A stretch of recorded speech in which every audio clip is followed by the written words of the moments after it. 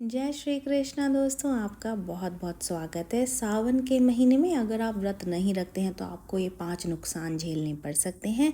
सप्ताह के व्रतों की अगर हम बात करें तो उसमें गुरुवार का जो व्रत है वो सबसे श्रेष्ठ माना जाता है। पक्ष के व्रतों में एकादशी और प्रदोष के व्रत को श्रेष्ठ मानते हैं और वर्ष के व्रतों में चतुर्मास, और चतुर्मास में सबसे ज़्यादा जो श्रेष्ठ और उत्तम व्रत है वो सावन के महीने में जो व्रत आते हैं वो माना जाता है। यानी कि सावन का पूरा महीना ही सबसे पावन और सबसे श्रेष्ठ माना जाता है।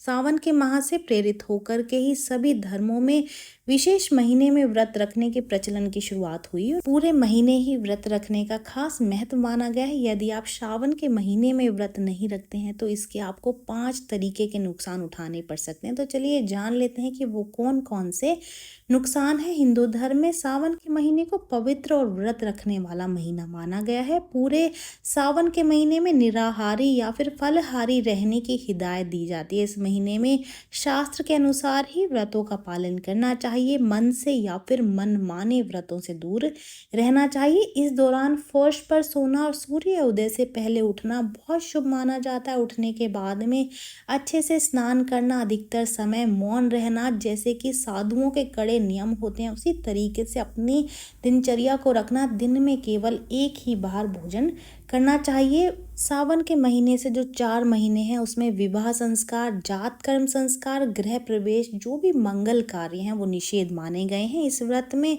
दूध, शक्कर, दही, तेल, बैंगन, पत्तेदार सब्जियां, नमकीन या फिर मसालेदार भोजन, मिठाई, सुपारी, मांस और मदिरा का सेवन नहीं करना चाहिए। सावन में पत्तेदार सब्जियां यानी कि पालक, साग इत्यादि जो हैं वो सारी चीज़ें नहीं खानी चाहिए। भाद्रपद में दही, अश्विन में दूध, कार्तिक में प्याज, लहसुन और उड़द की दाल, इन सब चीज़ों से दूर रहना चाहिए। यही हिदायत दी जाती है, यही सलाह भी दी जाती है। तो व्रत अगर आप नहीं करते हैं तो आपको ये 5 नुकसान होंगे। उसमें पहला नुकसान ये है कि सावन के महीने में शरीर में बैक्टीरिया की संख्या बढ़ने लगती है। इससे पाचन तंत्र भी गड़बड़ा जाता है और व्रत रखकर इससे बचा जा सकता है। नहीं रखने से शरीर रोगाग्रस्त हो सकता है। सावन के महीने में यदि ब्रह्मचर्य का पालन अगर आप नहीं करते हैं तो शारीरिक शक्ति घटती है, इसके साथ आयु भी कम होने लगती है। इस महीने में अगर आप दूध, शक्कर, दही, तेल, बैंगन, पत्तेदार सब्जियां, नमकीन या फिर मसालेदार भोजन, मिठाई, सुपारी, मांस और मदिरा, इन चीज़ों का अगर आप सेवन करते हैं, इनको ग्रहण करते हैं तो किसी भी प्रकार के गंभीर रोग की चपेट में आ सकते हैं। सावन के महीने में व्रत नहीं रखने से मानसिक स्थिति भी कमज़ोर होने लगती है। शरीर में आलस की अधिकता बढ़ने लग जाती है। कुछ काम करने का मन नहीं करता है। इससे हमारे काम जो है वो आगे के लिए टलते चले जाते हैं, में देरी हो जाती है।